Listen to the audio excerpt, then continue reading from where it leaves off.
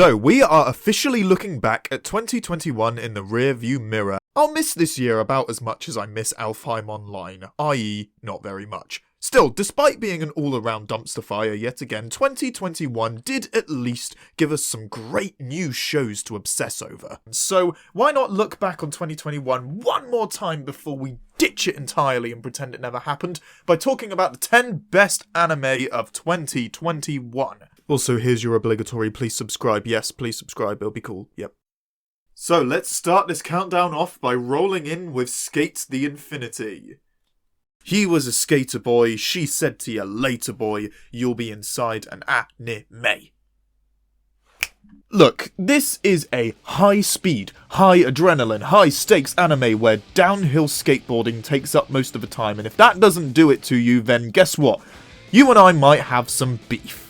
The story takes place after transfer student Langa is drawn into the fun yet dangerous world of S by his classmate Reiki.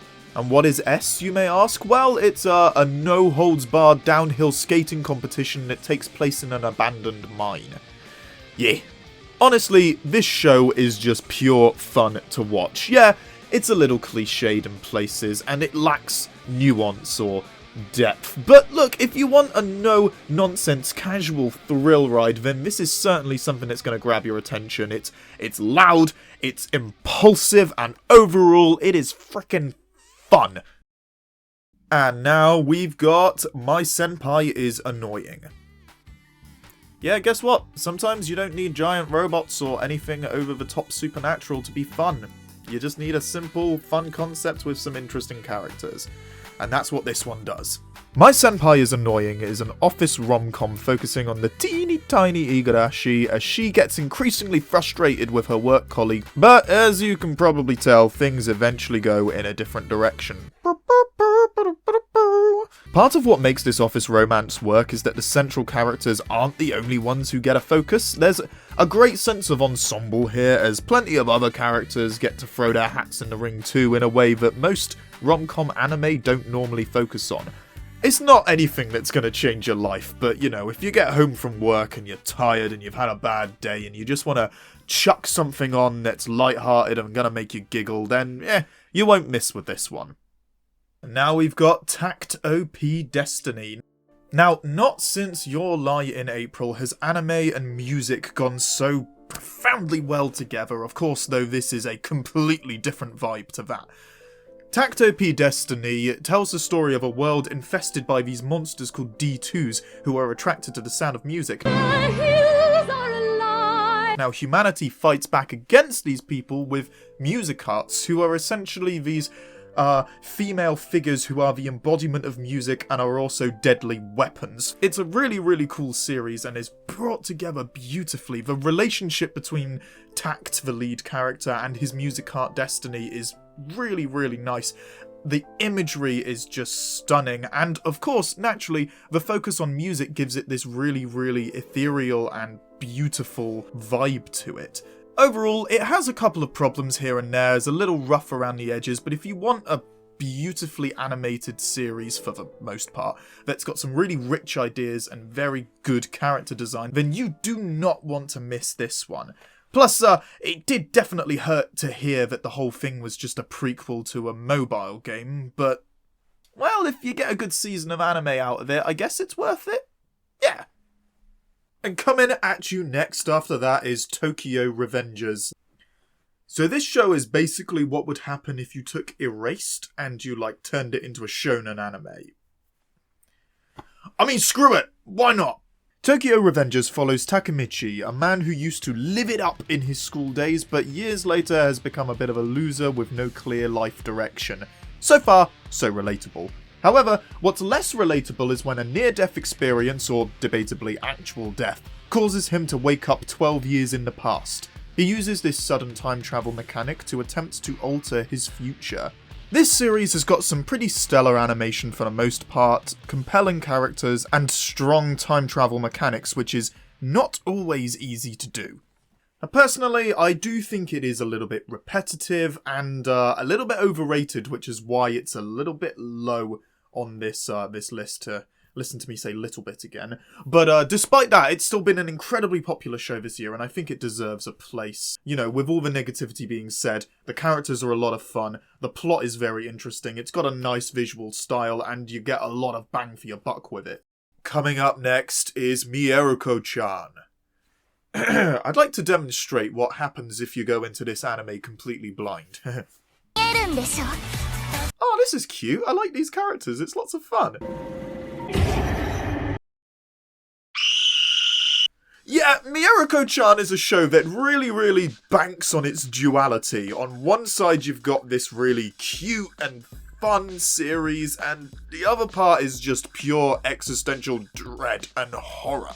The plot of this anime follows a young girl who suddenly discovers that she can see terrifying, deadly spirits. Now, whereas most people would decide either to exorcise them or become ghostbusters, she decides that the best way to get about this new problem is to completely ignore it. It's a really simple premise, but the concept is just so tense. So, you know, you've got fun characters, terrifying images, and also it likes to sprinkle in a little bit of depth to make it a bit more flavourful rather than just being a fun experience that's also gonna make you maybe wet your pants. And cooking up for you next is the 86. The 86 exists in a futuristic world where robot drones called legions are attacking humanity. To combat them, humans send out their own supposedly autonomous drones, but they're actually piloted by the 86, a group of humans considered to be nothing but subhuman pigs. Naturally, there's a lot of depth in the world building and the social parables here that critique class systems, prejudice, and even warfare itself, making this an anime with a lot to say. But this isn't the kind of anime that's just going to try and lecture you and teach you something, believe me. It's action-packed. The drones used, the machinery, the legion, there's just so much good action in this series. You'll get swept up in it, and carrying you along with it will be some really fun characters, although don't get too attached to them. That's my advice. You're just gearing yourself up for heartbreak if you do. Coming up next is Comey Can't Communicate, yeah. So the plot of this show is about our titular character Comey, a girl so socially anxious that she is unable to utter a single word at school. She ends up running into a young man called Todoroki, and he decides to help her on her mission to make 100 friends.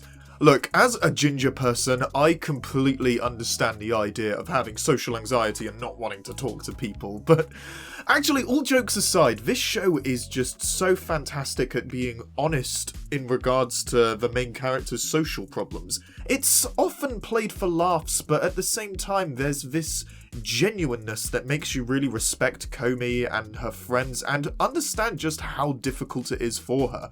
Obviously, besides from being a really inventive way of exploring social anxiety, it's also just so funny. This is a really hilarious show with plenty of over-the-top characters and a luscious style that you'll just get completely lost in. Coming at you next is To Your Eternity.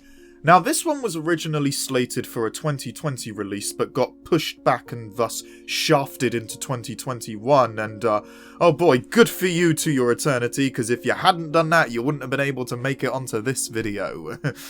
Oh, what a dreadful thought that is. To Your Eternity follows the story of a strange orb that has the ability to take different forms. After a chance encounter when it crashes on Earth, it goes on a journey of self-discovery, not just about who it is, but what life itself means. Now, you'll notice I'm being rather ambiguous in general with this one, and that's kind of for a reason, because it's not necessarily that there are spoilers that will ruin your experience, but it's really best to go into this one as blind as possible. Going and following the journey of the orb, which is originally known as It, and eventually gets its own name, is just breathtaking. There's this real sense of development to it, but in order to experience it, you have to truly experience it, going in just as blind as the main character themselves are. Part of what makes this show so beautiful for me, I think, is this duality between something grandiose and something so intimate. There's this sense of cosmic existentialism to it, but also something so beautiful and personal, and the contrast between those two things just makes it really, really profound. It is a beautiful cacophony of heartbreak, inspiration, and philosophy. And now we have got Odd Taxi. Now look, at first glance, this one definitely seems like anime's take on BoJack Horseman. I mean, it's funny, it's dark, it's really well written, and it's literally full of anthropomorphic animals, but it is just its own thing entirely. Odd Taxi follows Odokawa, a walrus taxi driver who somehow ends up getting embroiled in the case of a missing girl, the Yakuza, and all sorts of violence thanks to his polite taxi conversations. This is a series that just has so much heart and charm to it, plus the dialogue is utterly addicting. Just listening to the characters talk and interact is charming and so quirky, but also it leaves absolutely no stone unturned. Not a single line of dialogue gets wasted in this show, as even the smallest reference ends up having big story ramifications down the end. Plus the plot twists. Oh man, the plot twists. They are literally like enough to have M. Night Shyamalan drooling in his sleep over. Normally, seeing animals and taxis together is an unpretty sight, especially if it's at high speeds, but in this one, it really is worth it. And finally, at number 1, the best anime, in my opinion, of 2021 is Ranking of Kings. It might be clear to you that I'm quite fond of this show and have taken a real big liking to it very, very quickly. Now, Ranking of Kings tells the story of Prince Boji, a deaf, mute young prince who is technically the heir to a kingdom. In this world, a king is everything. They're even ranked in order of their strength, and Boji wants to be the best king of all, but thanks to his inability to speak and his general physical weakness, it seems that life just isn't going to let him do that. Now, I won't lie to you, I have cried a lot watching this TV show. In fact, I think it took me up until episode 7 to go without crying to an episode, and that's purely just because of how good and solid the storytelling is. It's incredibly emotional, not only thanks to the reliance on Boji's innocence, but also because the storytelling is just so on point. A lot of people might be put off by the somewhat limited animation, but the simplistic style means that you can focus on character and storytelling as opposed to these big, over-the-top visuals. But don't get me wrong, the visuals also have this really nice rustic charm to them that's almost beautiful in its simplicity. Plus, Prince Boji, this little guy, is just the cutest thing. He must be protected at all costs. And there you go, like 2020 itself, we are all done here. I hope you liked this list, I hope that you agreed with me, but obviously if you didn't, which is probably likely, I have a very specific taste, feel free to sound off and tell me how awfully wrong I am. I really won't mind, because, you know, it'll give me an algorithm boost. Anyway, yes, thank you for watching. I hope that you have an amazing 2022. I hope that 2021 didn't traumatize you too much, and see you in the future, friends. Adieu, adieu, adieu. Peace.